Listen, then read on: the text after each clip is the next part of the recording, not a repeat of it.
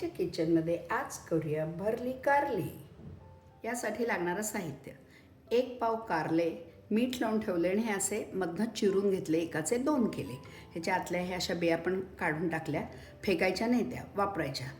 10-15 लसणाच्या पाकळ्या, खोबरं किसून घेतलेलं, 1 इंच आलं, धणे जिऱ्याची पूड घ्यायची आणि जिरे घ्यायचे। हे सगळं बारीक करून घ्यायचं। हे थोडंसं तेल टाकून वाफवलेले कारले हे असे दिसतात। अर्धी वाटी तेल टाकलं, फोडणी करता हळद आणि तिखटाची फोडणी द्यायची। एक सर्व क्रश केलेला मसाला त्याच्यात परतायला टाकायचा। मसाला चांगला परतला गेलाय, परत त्याला तेल सुटलंय। आता आपण त्याच्यात चवीनुसार तिखट घालू, 2 चमचे काळा मसाला किंवा आपण म्हणतो तो गोडा मसाला, चवीनुसार मीठ। हा मसाला कोरडा करण्याकरता जाडसर दाण्याचं कूट टाकूया। मसाला चांगला कोरडा झालाय आणि तो गार करून घेऊया। गार मसाला प्रत्येक कारल्यात असा दाबून दाबून भरून घेऊया।